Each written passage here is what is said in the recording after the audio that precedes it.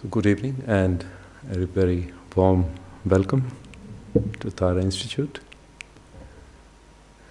Are you able to hear me clearly this time? All right. So I met some of you last week, but for those who haven't met, my name is Ashvini, and I have been a student at Tara Institute for over 10 years now. So I'll be leading the Monday night presentations this month. We did last Monday, and there are 2 more to go after this. So, as I mentioned last time, that 10 years is a very short period of time to gain any significant understanding of the Buddhist teachings. So, but I hope to share with you whatever little understanding I have gained. So, I have left some feedback forms at the back there, if you would like to leave any ideas or suggestions, or questions or issues that related to our discussion that you would like to be addressed, and I could incorporate them into the next presentations. So, anyone here for the first time? Welcome. So, the purpose of Monday night is to introduce some ideas which are explored in greater detail in Buddhist philosophy and psychology. So in our time together, I'll aim to have a mix of meditation, some presentations, and hopefully some discussion at the end. So this session, as you probably know, is open to people of all beliefs or no belief at all. And the aim for these sessions is to be thought-provoking, to put some ideas to think about. I mentioned in my last presentation that it's very important to relate what's being presented with your own experience and your own reasoning, because this tradition was set by Shakyamuni Buddha himself, who said that we must not accept his teachings based on faith alone, and we should examine them based on our own reasoning. So it's by testing the ideas, with reason and most importantly validating them with our own experience that we can build conviction.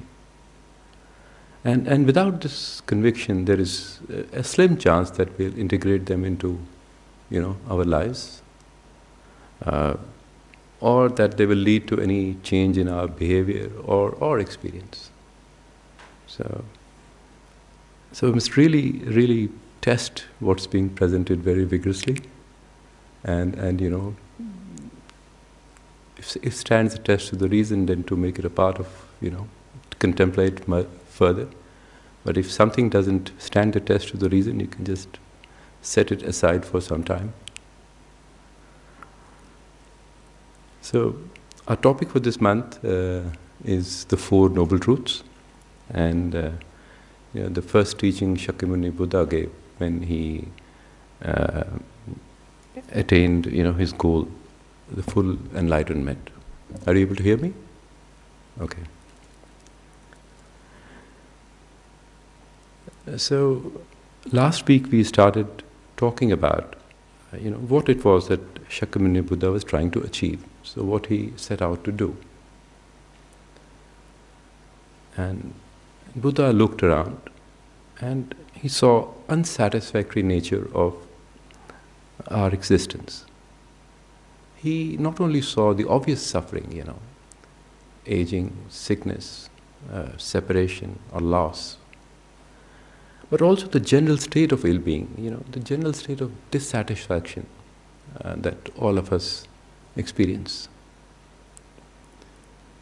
And he did not accept that it had to be that way. He did not believe that to be the true nature of our being. He had an extraordinary goal, He wanted to find another way of being, a way of being where you will be free from suffering, achieve perfect happiness, no matter what external conditions arise. No matter what external conditions arise. The scope of his ambition, seems so wild, unimaginable and unachievable for us.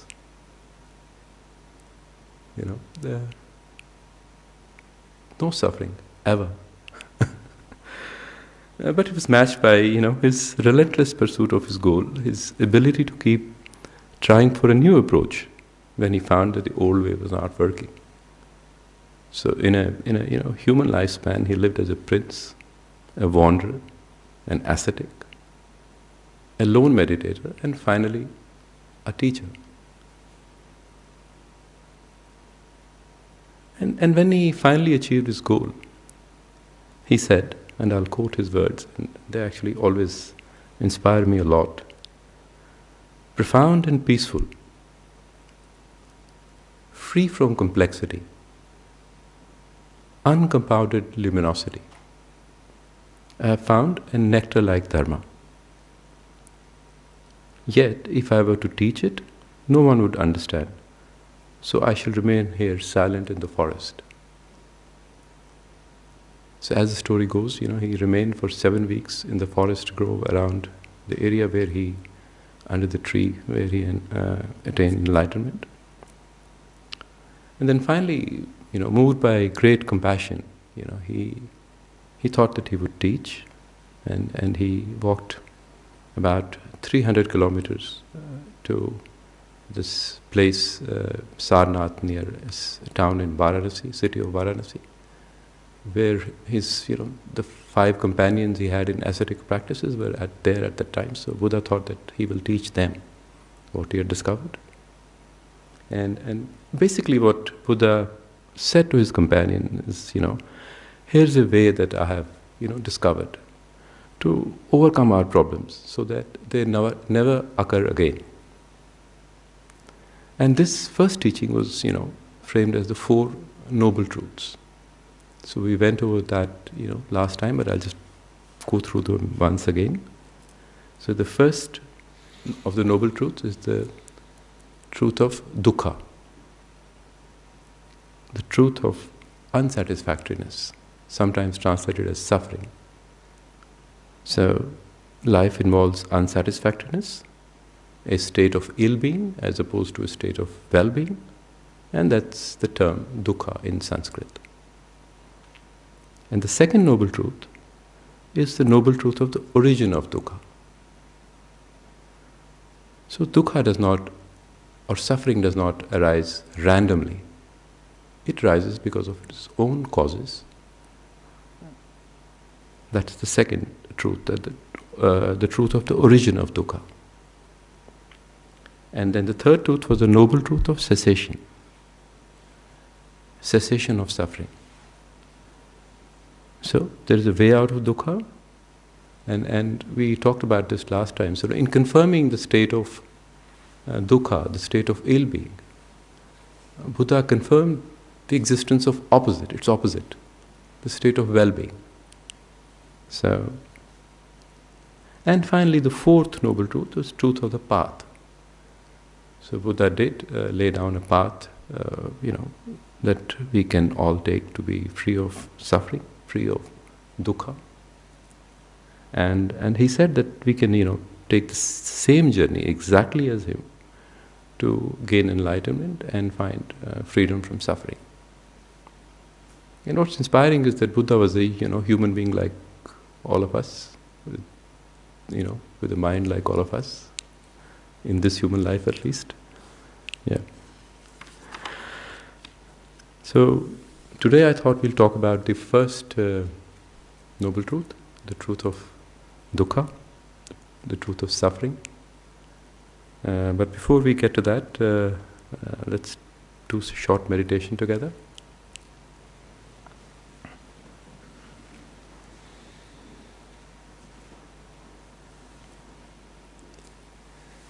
So we'll begin by, as we did last time, setting a motivation, and then we'll continue to a single-pointed concentration meditation. And we'll use our breath as the object of meditation. So the two qualities of mind that we use for meditation are mindfulness and alertness. So mindfulness is the quality of the mind that enables us to remember the object of meditation, so that we don't forget it.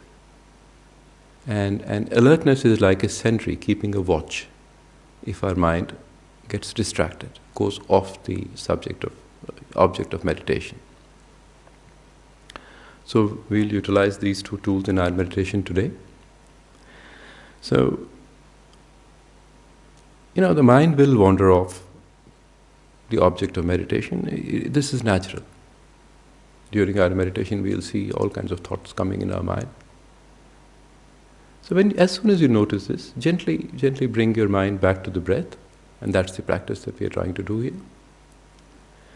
So one meditation teacher likened this to, training a puppy to sit. Maybe some of you have had that experience, You know how puppies are, so full of energy. They just want to play, they don't want to be still. So they just want to, look for things to play and chew on, and you want to train the puppies to sit. And you say sit, and maybe the puppy will sit for a second or two, and they will jump off to play again and find something, interesting. And then you say sit again, and you bring this puppy back and training it to understand the command sit. It's a bit like that with our minds. The natural state of our mind is like this little puppy, so active, so full of energy, looking for things to play with which are interesting, exciting. So our mind is just not used to staying focused on one thing for more than a few seconds. This is the way it is. This is the way it is. And we're trying to train our mind to stay focused on the breath. Stay with the breath, sit, stay with the breath. So that's what we're trying to do in this practice. And another thing is that, I like this analogy because, it kind of, it's just kind of, this is what happens when we are meditating, at least when we are starting,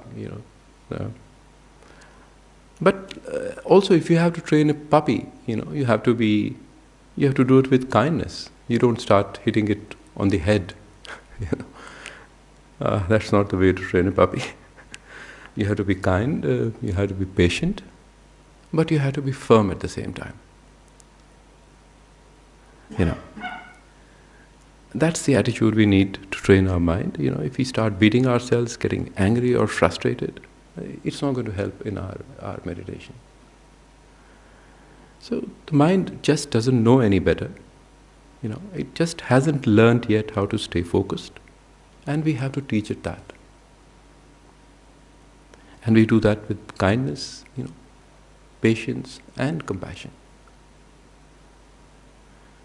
And eventually the mind will learn to, do that. It'll follow your command. So please find a comfortable posture, either cushion or this, if you're sitting on a chair. If you're on a chair, it'll help to keep your feet firmly on the ground, both your feet firmly on the ground. And if you're on a cushion, you can sit cross-legged, your hands gently resting in your lap, right hand on the left and thumbs touching. Yep. So it's important to keep your spine straight, but not tense. You can keep your chin tucked in, and keep your eyes open, slightly open, to let some light in. And you can rest your gaze in the ground in front of you. Or if you prefer, you can close your eyes if that works better for you. Let's settle in our posture. Feel the contact with the ground.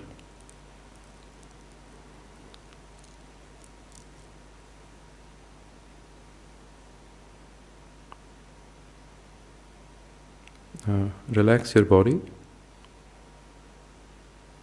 and let go of all tension.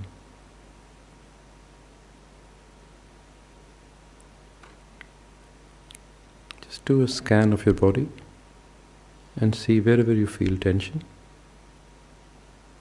Just release it.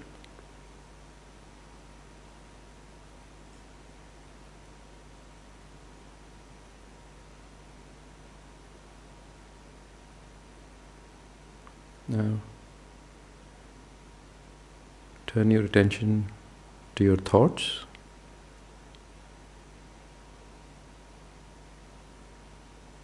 And drop them one at a time.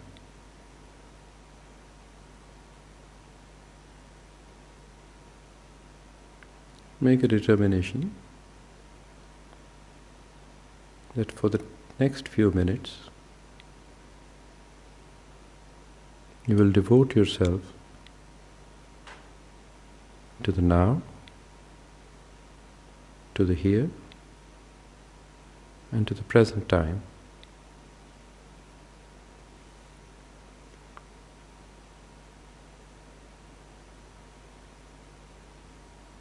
Let's begin by setting a motivation. Bring to mind what brought you here tonight.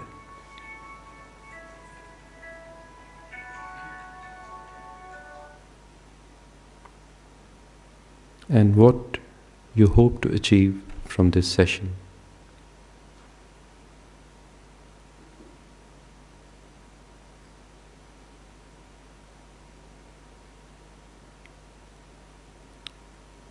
Generate a sincere wish that the time we spend here tonight may be of utmost benefit to you and your loved ones.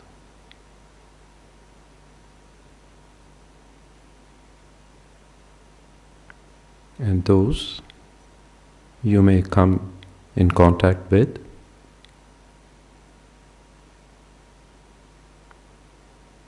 And if you like, you can extend that wish to be of benefit to all sentient beings. People you may never come in contact with,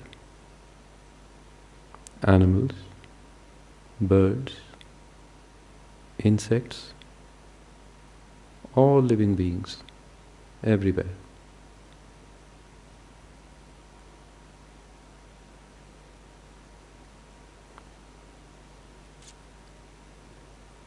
Now, bring your attention to your breath, which is the object of our meditation today. You can do this either by focusing on your nostrils, where you feel the subtle sensations as the breath enters and leaves your body.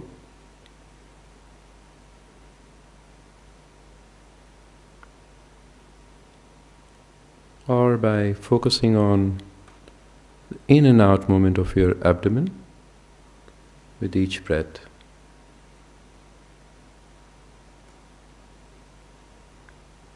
Choose one, whichever works best for you.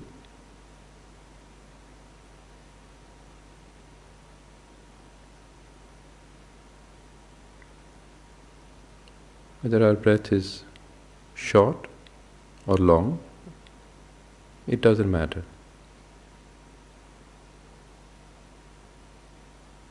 What is important is that we follow our breath from the beginning to the end. Our awareness is sustained and there is no interruption.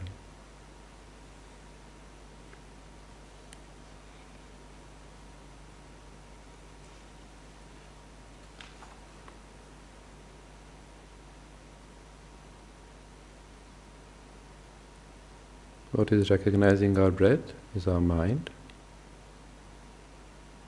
and the object of our mindfulness is our in-breath and our out-breath.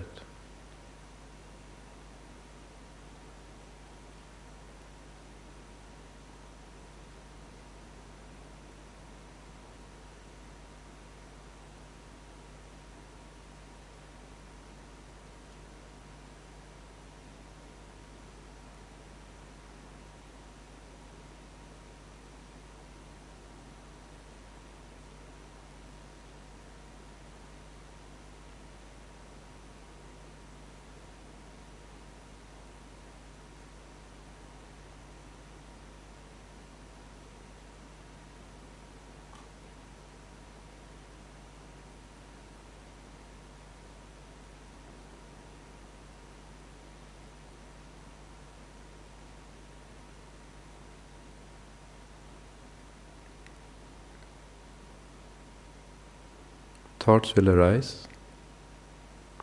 Recognize this as an interruption and let go of the thought.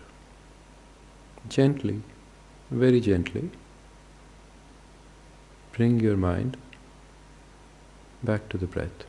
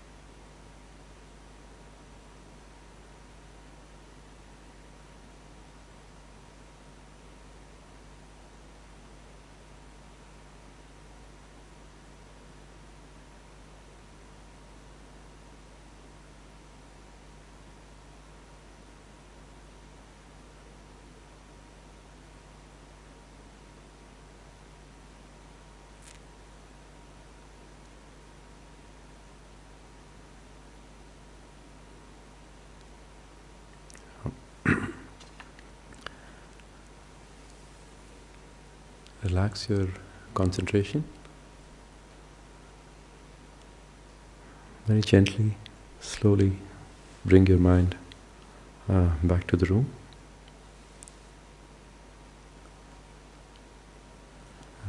Let's make a sincere wish to find happiness for yourself and aspire to become a cause of happiness for others.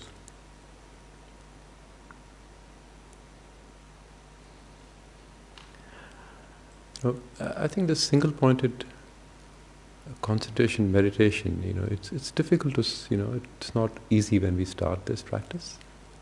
But if we keep doing it for maybe 5 minutes, 10 minutes a day, so over a period of time, the mind learns to focus on one object. And it can be very useful even when we are not meditating, because you can see the workings of your mind. It gives you that bit of spaciousness to see how it's working. It's very, very incredibly useful practice. So we can turn to our topic of discussion for today, which is, the first noble truth, the truth of dukkha, the truth of suffering. So I'll use the word dukkha and suffering and unsatisfactoriness interchangeably. So they all, mean the same. So it's important to remember why Shakyamuni Buddha, why did he start, after his attaining enlightenment, why did he start talking first about dukkha, about suffering? He could have talked about anything else, but he started with this. That's the first noble truth. So, first of all, we have to remember, what Buddha was trying to do. He was trying to explain the way for all beings to be completely free of suffering. So, to do that, we have to start with our current reality, where we are with this today. And within that current state of being, so we need to have a very clear understanding of what we are trying to eliminate. What is the suffering that we are trying to eliminate? If we want to eliminate it completely, then we need to understand the breadth and depth of what we are trying to uproot. So we can consider the analogy it's often given of a sick person, So in order for a sick person to get well, the first step is for the sick person to know that he's unwell. That's the first step, Because unless he knows, without this knowledge, the desire to be cured from this illness is not going to arise. So, once he has this recognition, then we'll try and find as to what conditions gave rise to that illness, what conditions make it worse. And once we have recognized these factors, we can get an understanding whether it can be cured or not, whether it's treatable or not. And once we have recognized these conditions, that led to this state of not being well, then we have a stronger desire to get well, and we have a conviction that we will overcome this illness. And once we have this conviction, we will, of course, take whatever treatment is required to get well, and as quickly as we can. So similarly, unless we know our suffering, our desire to be free from suffering is not going to arise in the first place. And once we have this recognition, once we know that, then we can look at the causes, and conditions that gave rise to that, suffering. So the first noble truth is really a good way to test if we understand our suffering, or dukkha. So what is dukkha? What is that the Buddha was trying to eliminate from our mental consciousness? So we could, I thought we'll start with a definition, defining what it is. So linguistically, as I said last time, dukkha sometimes translated to suffering does not, actually it's not a good translation, because suffering is just one small part of dukkha. And we have sukha, which is happiness, and the opposite is dukkha, which is not being happy. And kha is space in Sanskrit, and the prefix du implies not good. So it implies that something is not good with the space or the mental space, the state of unsatisfactory or unpleasant experience. So if you were to define dukkha, we could say that it's an experience of a feeling. Once experienced, we wish to get rid of it. We don't want to continue experiencing it. That's, I think, a definition that kind of covers the broad definition of suffering. But it's important to note in this definition that suffering is experiential. Some people may like some things, others, may like something else. So, suffering is experiential, something that's personally experienced. So the emphasis is not on what we are trying to experience, but the way we are experiencing it. That is unsatisfactory, not pleasant. We're talking about a way of experiencing things that we really don't like. So, for example, we can imagine living next to a set of lively and active neighbors. Is that dukkha or not? Our experience of living with these neighbors may be good. We may enjoy the smell of the food they cook, sound of the musical instruments they play, or the hum of conversation from their courtyards. We may enjoy all this. But on the other hand, we might find that the smell of their food is overpowering the scent of our flowers. The music is annoying, particularly in the mornings. And their visitors take all the street parking spaces. So, as we can see, it's not the neighbors in themselves which we are referring to when we talk about dukkha. It's how we experience the situation living next to them. So, suffering relates to, our way of experiencing things, either external or mental. Thoughts, unpleasant thoughts. So, suffering is a feeling that doesn't make, us feel good. It's a type of experience that we would want it to stop as soon as we possibly can. This is what is meant by dukkha or suffering in general. So while this is a general definition of dukkha, Shakyamuni Buddha went a bit deeper to examine this issue. And he, there are various ways of classification of suffering, but it's usually broken down into three types. So, which is called, the first is the dukkha of suffering. The second is the dukkha of change. And the third is all-pervasive dukkha, all-pervasive unsatisfactoriness. So we'll discuss these each in turn, so the language will become clearer as we talk about them. So the first type of dukkha is the dukkha of suffering, also called the dukkha, unsatisfactoriness of suffering. So this kind of dukkha arises in response to things that we can rarely identify as unpleasant physical or mental experiences, sensations or feelings. We are all quite familiar with this kind of suffering. It could be a physical condition such as pain, extreme cold or heat, or hunger, illness. Any of these physical sensations that we are all familiar with. Or it could be mental, it could be about worry, anxiety, about our relationships, our possessions, careers. So many things to be sad or depressed about. Yeah.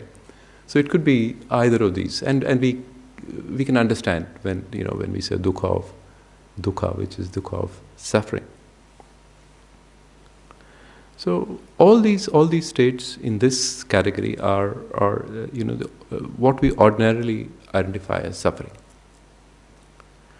So not only humans but even animals want to avoid this kind of suffering, and there is nothing distinctive about Buddhist Buddhism saying that pain and sadness is unsatisfactory, and we would rather not have that. So let's think for a moment back to Shakyamuni Buddha's original goal, to be free from all dukkha. So how on the earth can we be free from this kind of suffering, dukkha of suffering? There's no way we can live a life, which does not have, where we don't go through painful experiences, falling sick, aging, separation, loss, these are inevitable parts of our normal lives.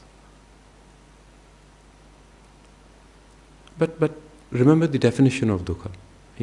It's not an event or a circumstance. It's our experience accompanying that event.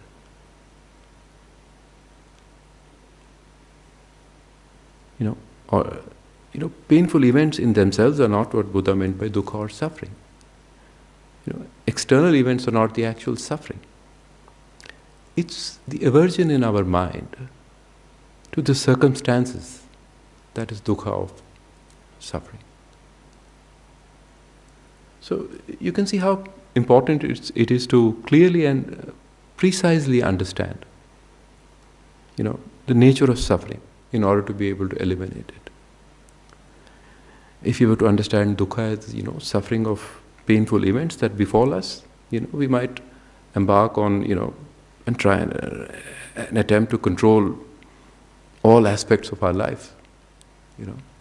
We might, like some billionaires do, try to extend our lives and become immortal, or being scared of suffering, try and detach ourselves from our loved ones, the fear of losing them at some point in time.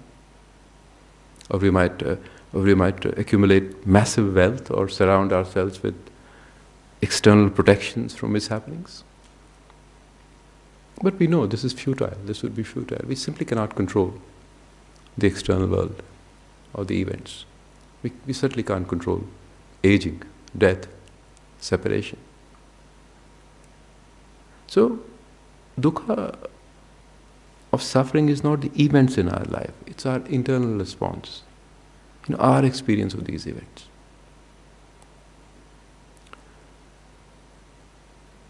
So, because suffering is in our conscious experience, it is within our control.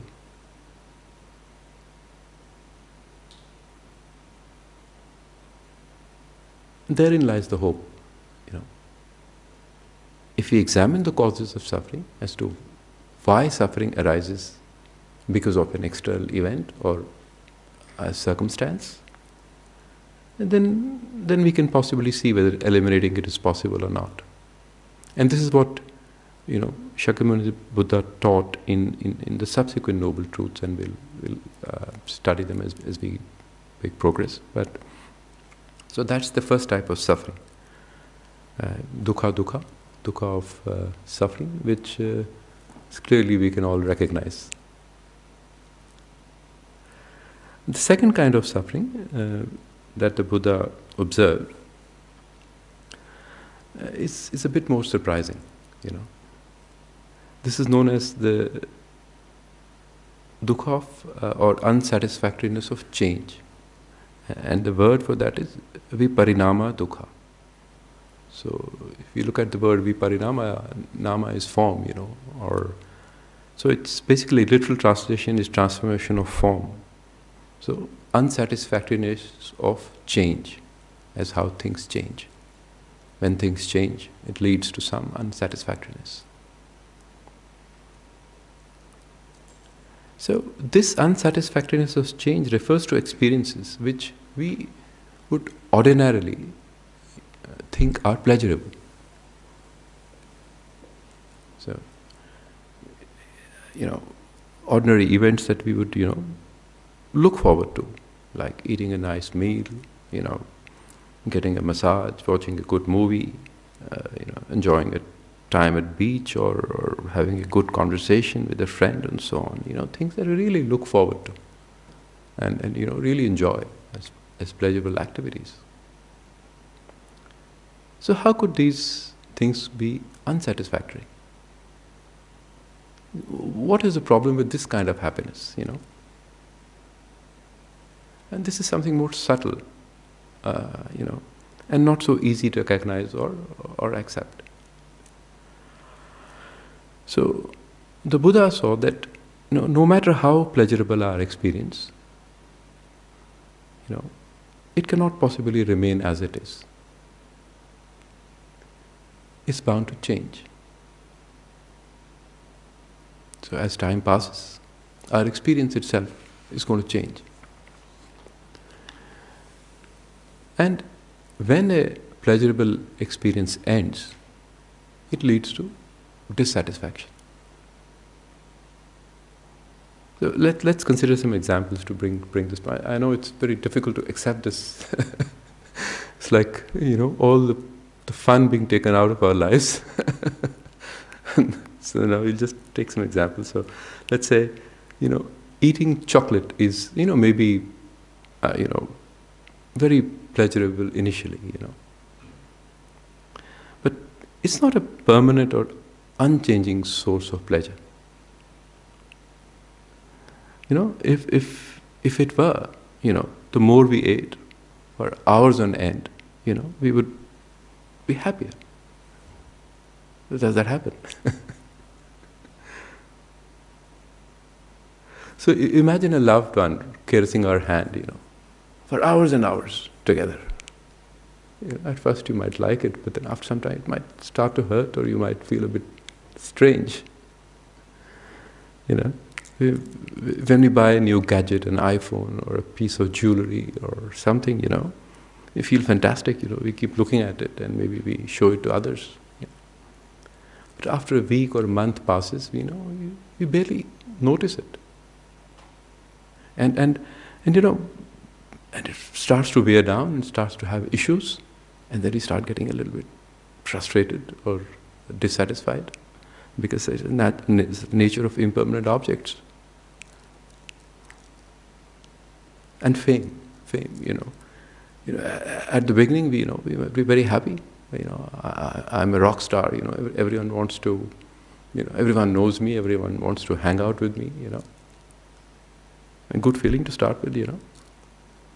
But we don't have to, examine the lives of celebrities for long to understand how quickly this gets old. How they get desensitized to this. And eventually start resenting their fame. They want that, being able to walk the streets like we do. So, as you can see, all these experiences, which we identify as pleasure, do not last.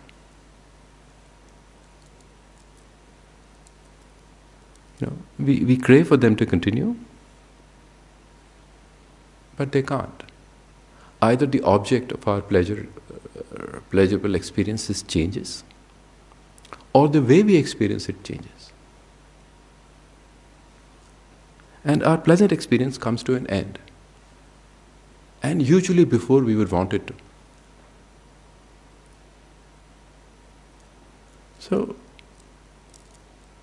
the Buddha taught that these pleasurable experiences are not really happiness. They are, they appear to be pleasurable in comparison with some relatively painful experiences. They tend to appear as a sort of a relative relief to the preceding condition of not feeling happy. So, a good example is, if you take a hot shower in a cold winter morning in Melbourne, and you get into the shower, and as the body defrosts, we feel good. So are we deriving the pleasure from hot water?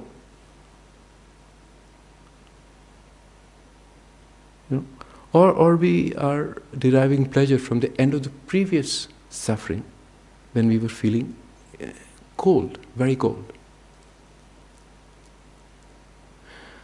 So, and if we stay longer in the shower, as we get further and further away from that previous suffering of being cold, the pleasure decreases.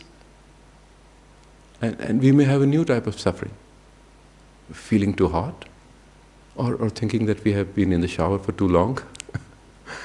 So, if these pleasurable experiences were truly joyful in their right, if they were absolute, the more one indulges in the in the cause of the so-called pleasure, then the joy should intensify.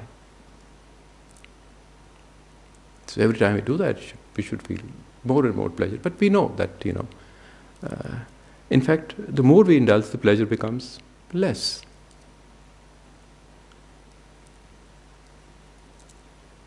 So it's also important to understand that this suffering of change does not arise at the end of a pleasurable experiences.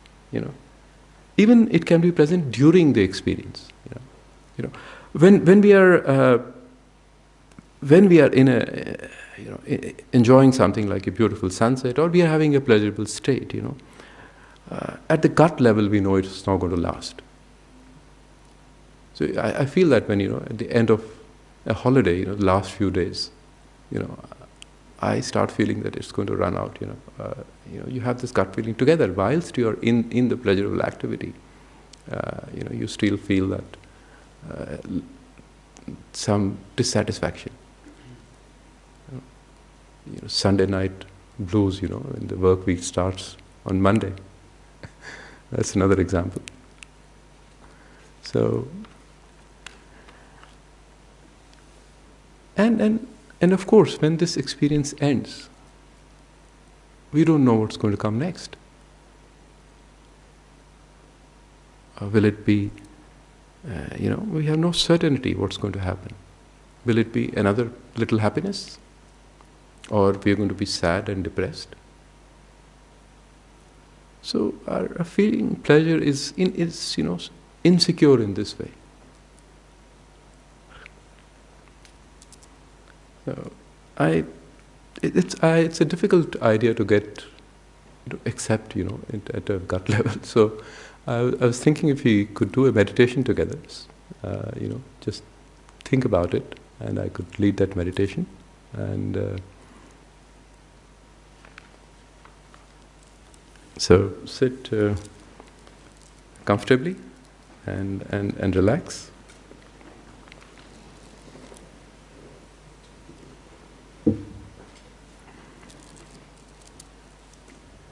So let's generate a positive motivation for doing the meditation, such as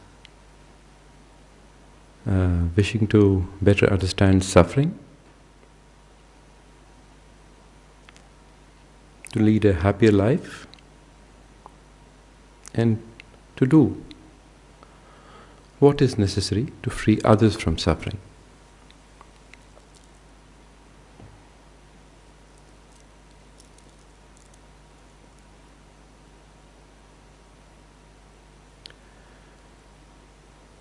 So contemplate that every nice experience comes to an end. Without fully satisfying us or relieving our problems.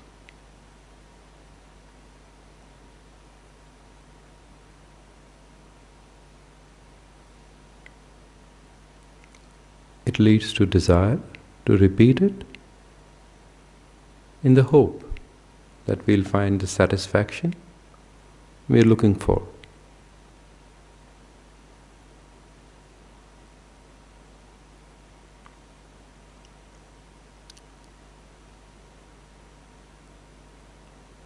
Think of any pleasant experience.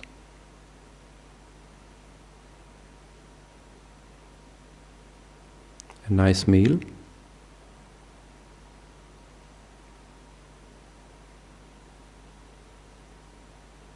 a day at the beach,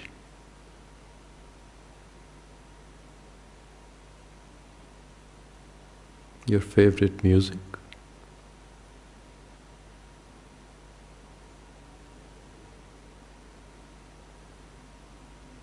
a beautiful sunset,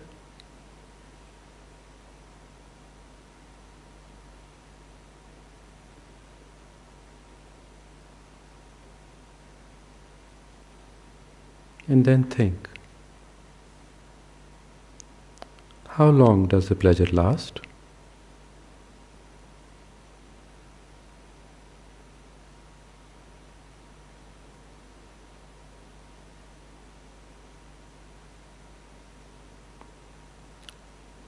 Are any of these experiences fully satisfactory?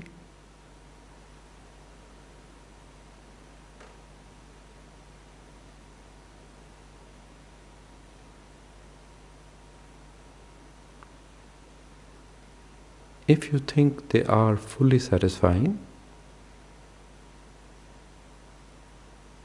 then why do you repeat them again and again?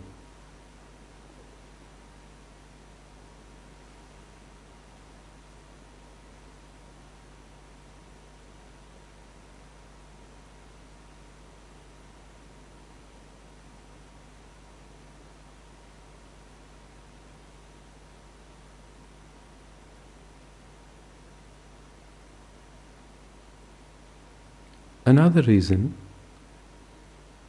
pleasant experiences are considered unsatisfactory is because they are not true pleasure.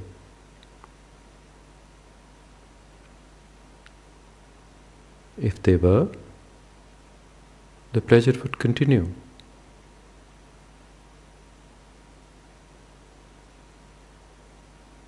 Or it would increase the more we engaged in them. Is this what happens?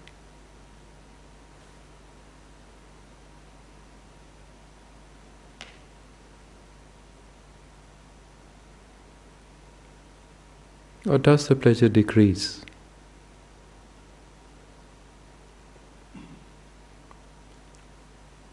Or sometimes even turns into misery?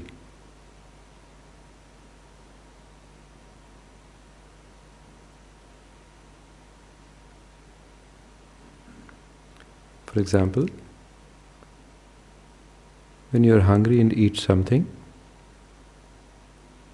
at first you feel good because the discomfort of hunger diminishes.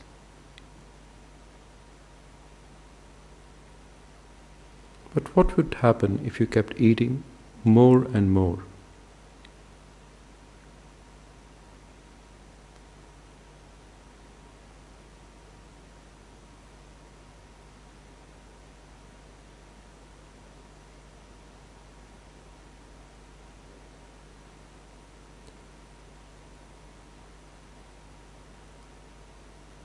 When we get together with friends or family, at first we are happy,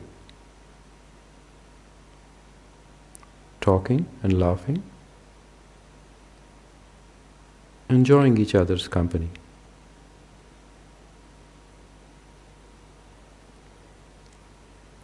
But what would happen if we continued to stay together hour after hour, day after day, without a break?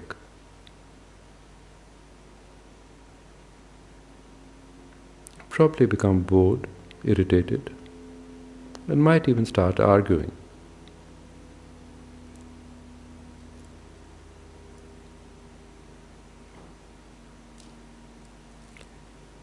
Can you think of an example of an unchangeable, lasting happiness in your life or in anyone else's life?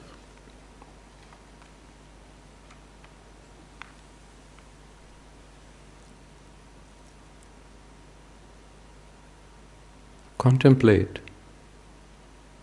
how everything changes.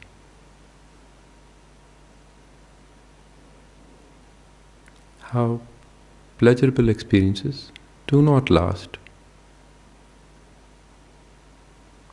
but lead inevitably to dissatisfaction.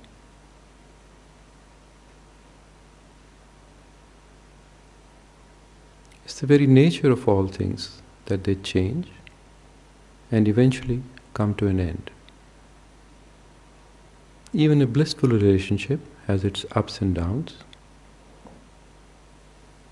and will end with separation of death.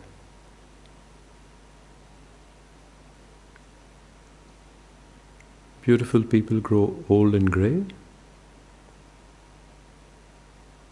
power does not last, and wealth runs out. Flowers wither, sunsets fade,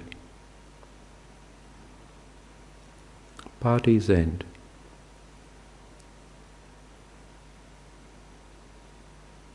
So conclude this meditation by thinking that it may not be reasonable to cling to any person or object as a means of finding lasting satisfaction,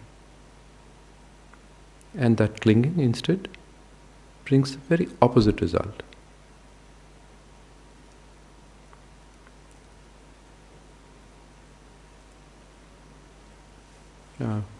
Thank you. Bring your attention back to the room and ease the suffering of sitting still.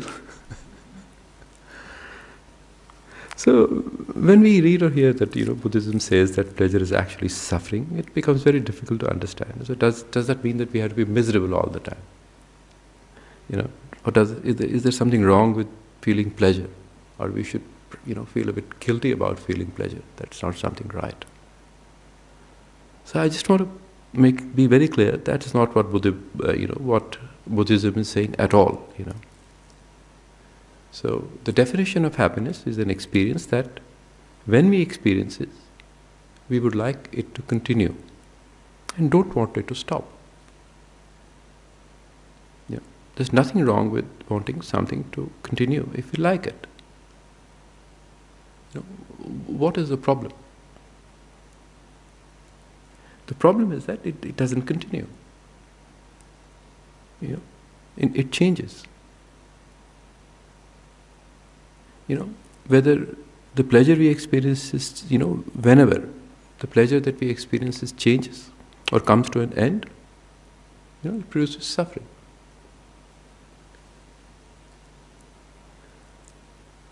So we can enjoy, the pleasure with a realistic view of, its impermanent and fleeting nature. The problem doesn't come with the pleasurable experience. The problem comes with craving. We talked about experience and how, so it comes from our craving. So in fact, when we stop clinging unrealistically to things, we actually enjoy them more. When the mental activity around pleasure is limited, we can see that it's more enjoyable. So, but Buddhism is also pointing out that we don't really have to keep going from one, pleasure to another pleasure, without being able to enjoy, happiness for long. We don't have to do that. And that's what Buddha taught us, that, we can actually build, and deepen an internal happiness, which is very different to the pleasurable states that we experience. Hence, it does not depend on external circumstances. And this, it is possible, to develop this happiness, and it gets more intense as you work on it. It gets deeper and more intense and more pleasurable as we keep working on it. So, but this is not something that we identify as pleasure or pleasurable sensation. So, I think I'll stop here now. It's all about 9. So I encourage you to relate whatever is being presented here with your day-to-day experience. What the ideas that we have discussed here. When you are having a cup of coffee or having a difficult conversation at work or whatever it is. Try and relate these ideas to actual life situations and see if there is some validation through your personal experience, and that's the way to start the journey, I would say, about questioning our experience itself. So anyway, I think it's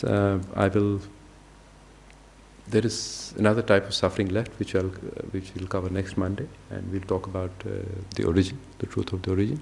So, any questions that come to mind?